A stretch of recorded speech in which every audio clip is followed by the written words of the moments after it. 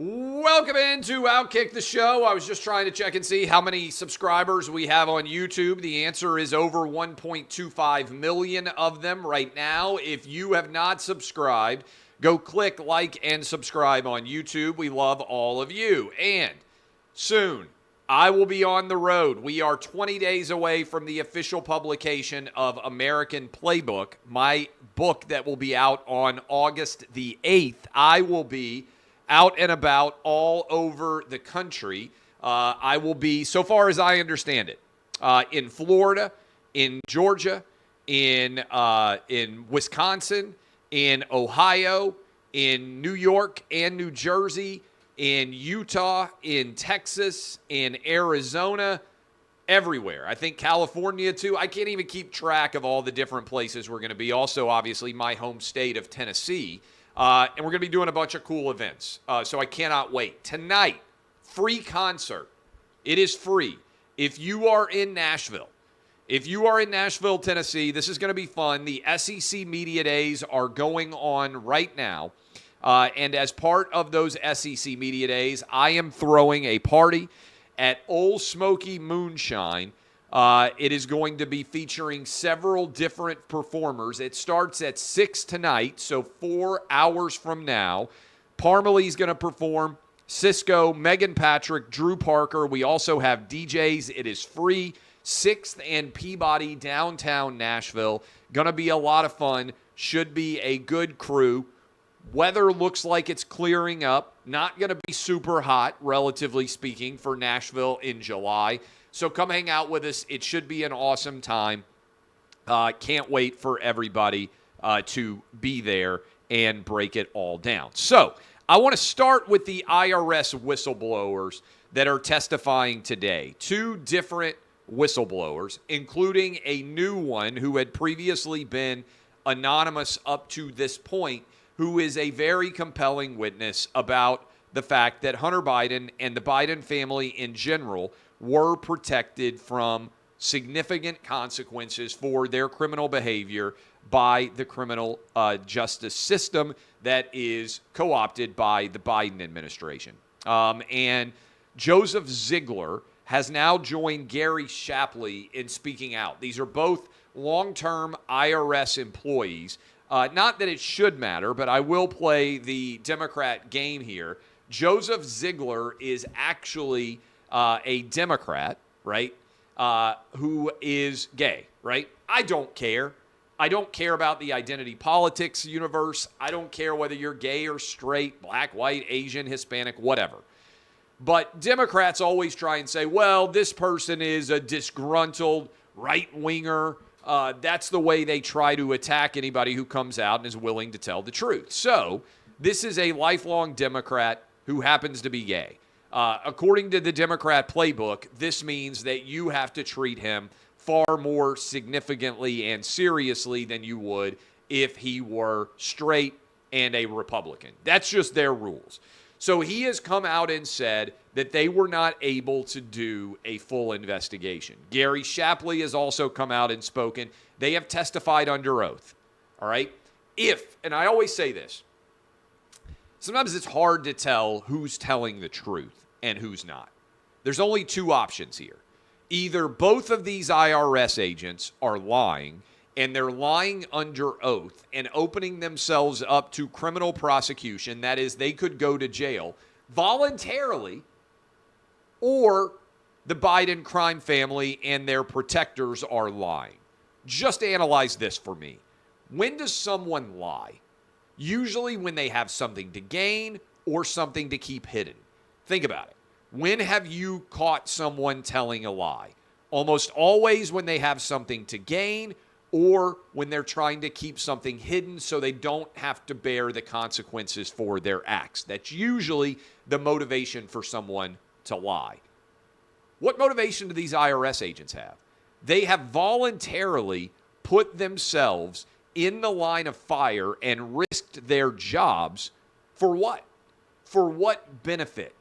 What gain do they benefit from here? Nothing.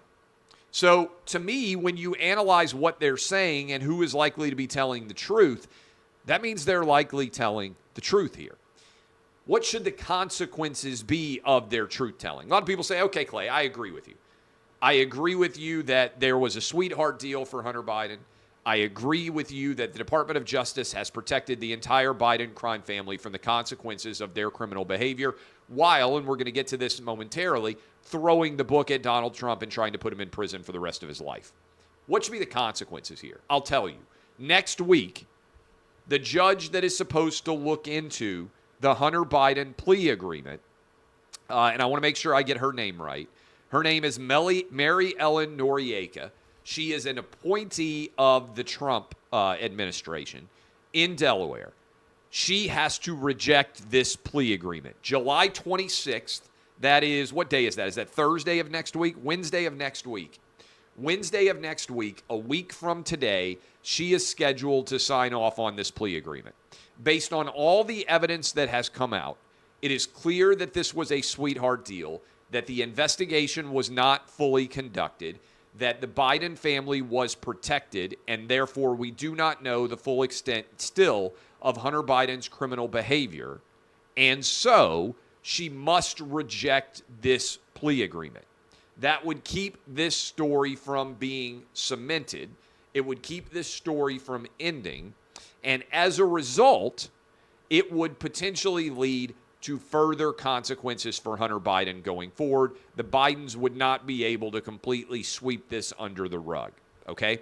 That, to me, is clear as day. Not a difficult decision to be made. It must be made. She cannot sign off on this plea agreement. The law is clear. She has an obligation to refuse to sign off on this plea agreement. If she does, maybe still there is the potential that Hunter Biden could be held accountable for his criminal behavior. Now, it's not only that Hunter Biden and the Biden crime family are escaping punishment for far more significant criminal misconduct, not paying millions of dollars in taxes, engaging in direct relationships with our foreign adversaries in the Chinese Communist Party and in Ukraine. It's not just that there's been no consequences here.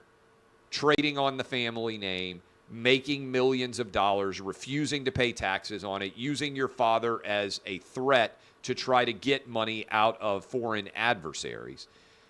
It's that, if we just had a Justice Department that basically said, hey, if you're rich and famous and you're a politician, we're not going to charge you pretty much ever with a crime. Now, I would disagree with that.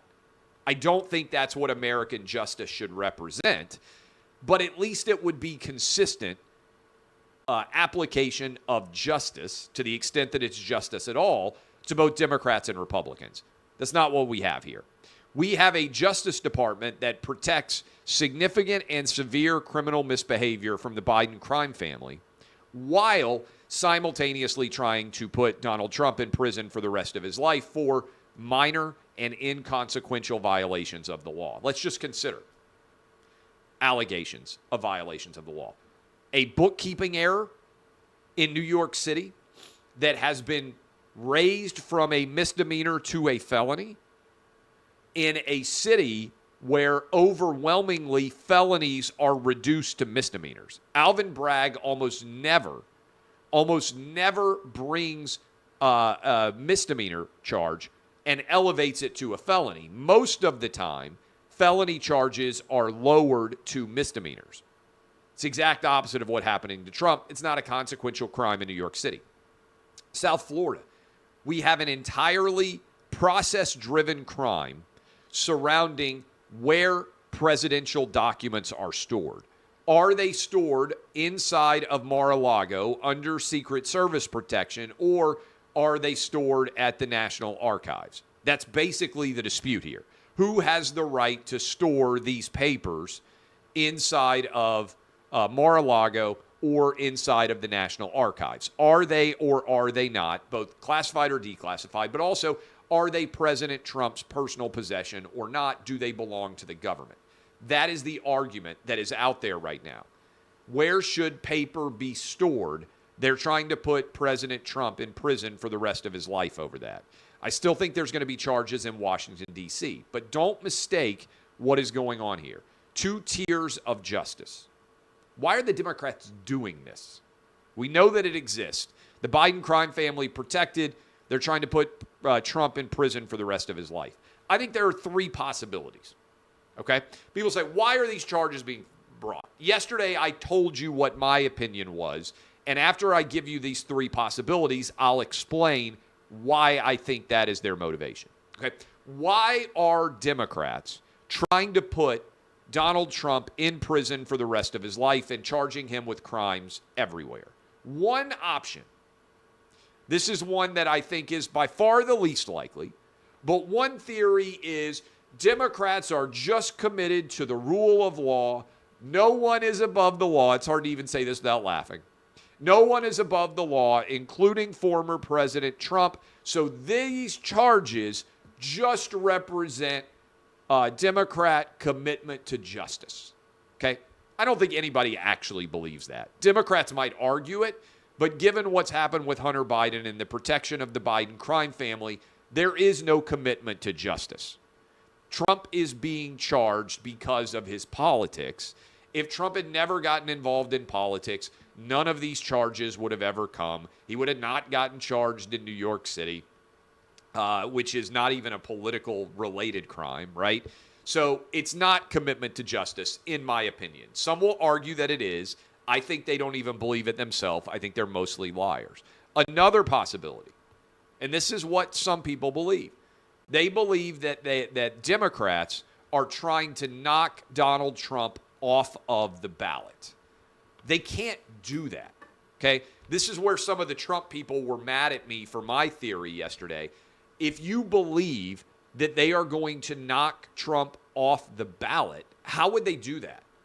How are they going to disallow Trump's name in Iowa on the caucus? How are they going to disallow Trump's name on the ballot in New Hampshire, in South Carolina, in Nevada, in Republican primaries? There's a 0% chance of this happening. So the Democrat goal isn't possible of being fulfilled here, of knocking Trump off of the ballot and keeping him from being able to run. So I don't think it's Democrat commitment to justice. I don't think it's that they're trying to knock Trump off the ballot to keep him from running. That leaves us with the third option, which is what I think is actually going on here. And that is not particularly complicated, but a lot of people evidently haven't heard this theory because many people were stunned when I floated it yesterday. But it's all the calculus and all the logic adds up. Democrats are charging Trump because they believe it strengthens him in the Republican primary while simultaneously weakening him in the general election. That is, they want Trump as the Republican nominee. And that's the only one that makes any sense at all. And so I don't understand the argument of anybody else other than what I'm saying. The only logical fit here is they want Trump strengthened in the Republican primary to be the nominee so that he runs against Joe Biden or whomever else is the eventual Democrat nominee. And you say, okay, why is that happening? Let's look at the evidence. Yes, every time Trump gets charged with a felony, there is a rally to the base effect that elevates him in the primary and makes it harder for anybody else to get past him. So it makes Trump the number one story, and it keeps him around 50% of overall support. So this, I believe, is about elevating Trump in the Republican primary while simultaneously weakening him in the general. It's the only explanation that makes sense. Because if Democrats thought that by charging Trump, they were making it more likely that Trump would be elected president of the United States, I don't believe they would be doing this at all. It's pure politics.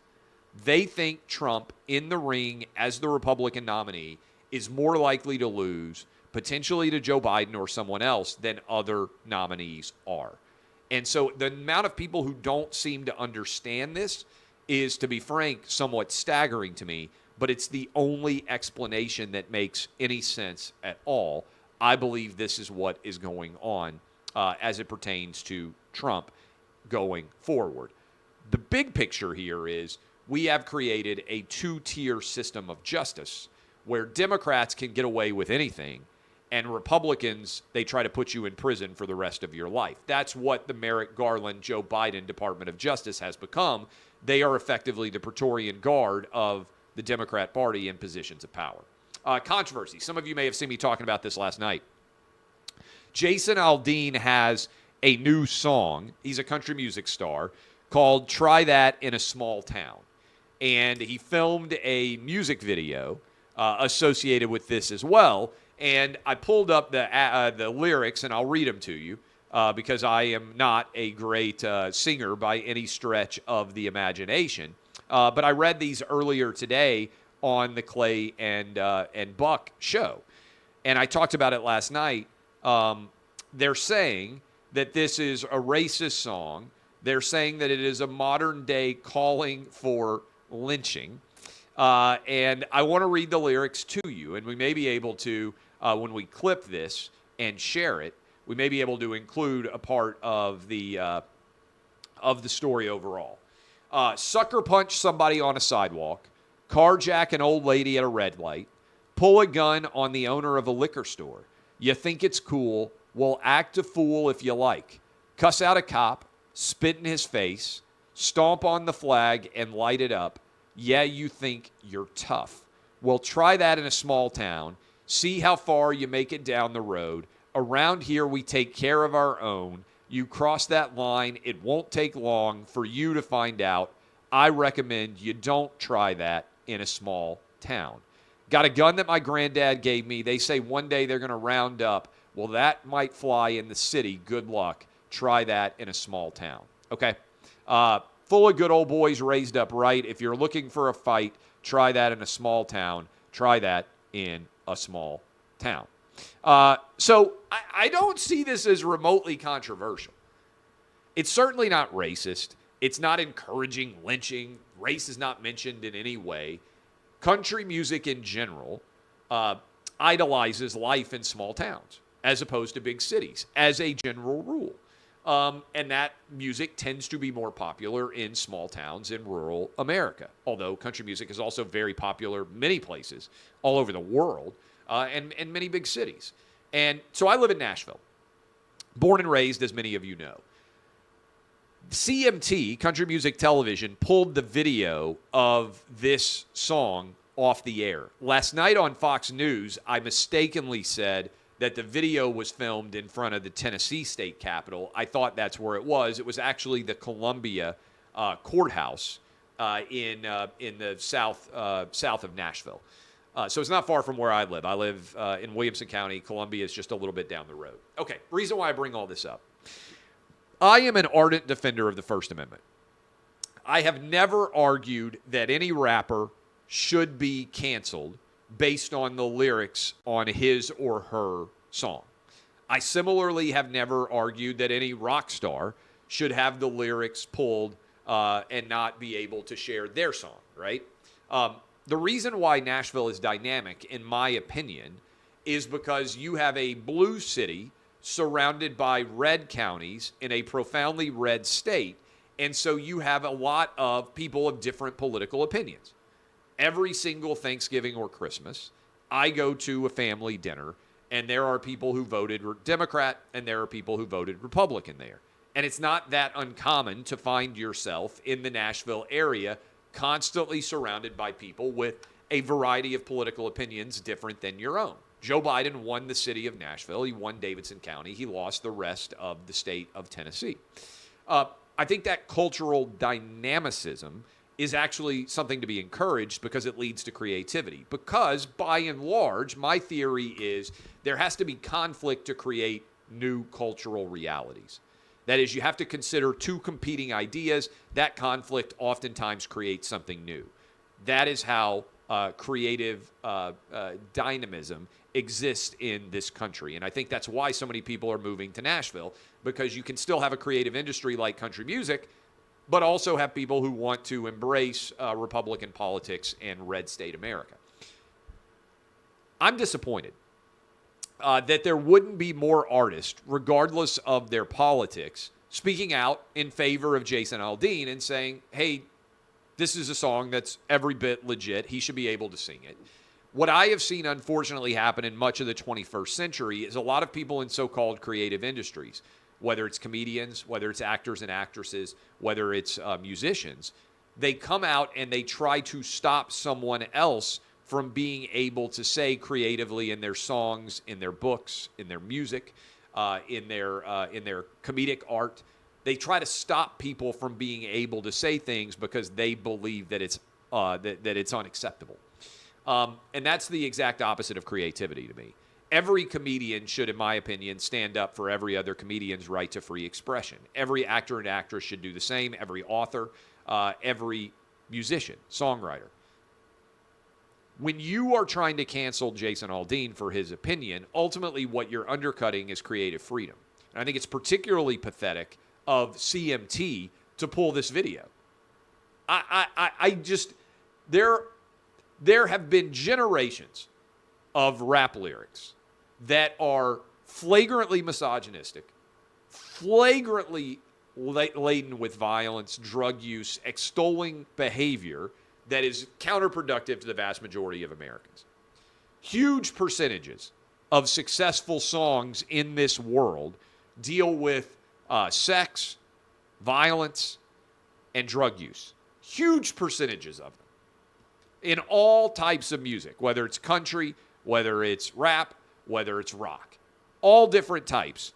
Sex, violence, and drug use and alcohol use. All sorts. And so I think it's crazy that anybody's trying to cancel this song. But I also think it's emblematic of the world in which we live in, where your creativity matters far less than your politics. It's not a big deal to me, but Jason Aldean is a supporter of Donald Trump. Taylor Swift is a supporter of Joe Biden. They both live in Nashville.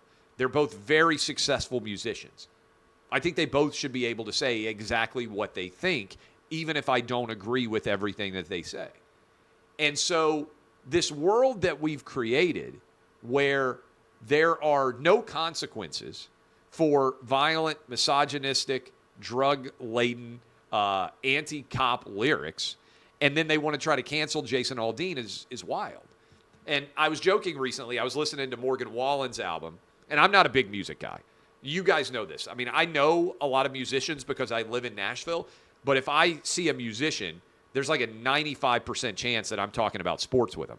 We did the CMA red carpets years ago, multiple years, and we lined up with camera crews and everything, and all we did was talk to all the camera crew. We lined them up. We had all the different artists coming through. All we did was talk with them about their favorite college football teams and their favorite college football players. And they were excited to come talk, and a lot of them knew OutKick, and a lot of them knew me. I was there with Barton Simmons, who now works at Vanderbilt. I didn't know enough, neither did he, about country music songs to ask people about country music. So I interact with country music stars, by and large, through the prism of athletics. Almost all of them are big college football fans, as am I. And so, but I was joking about the Morgan Wallen album because every song on the Morgan Wallen album is basically Morgan Wallen meets a girl and writes a story about the girl that he met. And they're really popular, right? I like this 98 Brave song that he's got, but it's all about failed romance and drinking. That's like the whole new Morgan Wallen album. He's really good, super talented, but I think it's funny. It's like every girl that he meets, he writes a song about, and there's like 36 songs, and every one of them's about a redhead girl or a girl from California or a girl who roots for a different SEC team, and then their relationship doesn't work. I mean, it's really very funny. But the idea that something that an artist says would be considered so unacceptable that you can't play the music video on CMT, I think CMT is probably going to get Bud Lighted. But also, ultimately, the result here is the people who are anti-woke overwhelmingly support Jason Aldean. And I think this song is number one overall now. And I bet Jason Aldean's music is skyrocketing in popularity. Because what I'm encouraged by is Whenever an artist tries to get canceled now, it feels to me like that artist actually has everybody rally around them and everybody rushes to support them. And so I'm hopeful that that's going to happen with the new Jason Aldean song, and it appears that that may well be occurring. But I think if you are interested in pop culture, if you are interested in music in general, claiming to be offended by a inoffensive country music song while extolling violent rap lyrics to the heavens is an inconsistent hypocrisy. In my opinion, you either support the right of artists to say, sing, write, speak however they see fit, or you are a part of censorious cancel culture. So I'm going to support every artist, whether I like their music or not, and their ability to actually say what they believe. Finally, got the party tonight. Want to reiterate again. Come down, 6th and Peabody, downtown Nashville. Going to be fabulous. Lots of different performers. I'm not telling them what they can sing or say on the stage, even though it's my party. And I'm paying for all the artists. They have zero to do with what the artists say on the stage. But it's in honor of SEC Media Days, which is going on right now. I am super excited for SEC Media Days to get here. I cannot wait. And I loved only one coach I think has been really entertaining so far. Most coaches now, there's 1,000 media there, and most coaches don't say anything that's very interesting at all. I thought Nick Saban saying that he went to Italy for his 50th wedding anniversary with his wife was really entertaining. He said he put it off for a couple of years, but he had a fun time, and people were recognizing him all over Italy. He thought people, he said, would have no idea who he was, but instead people were recognizing him everywhere. As college football gets closer, I just want to say I cannot wait. And I hope a lot of you are in agreement with me that you are ready for college football to be here, and that I'll be able to see and hang out with some of you tonight at 6th and Peabody at our free concert, which I think is going to be really, really cool. And I cannot wait for that to be going on tonight. So I'll see some of you tonight. Go buy the book. It's going to be a lot of fun. I will be back with you. Same bat time, same bat channel tomorrow. 6th and Peabody, downtown Nashville tonight. Early college football kickoff party. Let me hit the bands one more time. It is going to be, I believe, a lot of fun. Weather not going to be brutal, not going to be super hot, which is rare, honestly, when you look at what the weather typically is in Nashville in July. Parmalee's going to be there. Cisco, Megan Patrick, Drew Parker. Support the First Amendment and boobs. Come have some drinks with us tonight at 6th and Peabody. I'll see you guys there.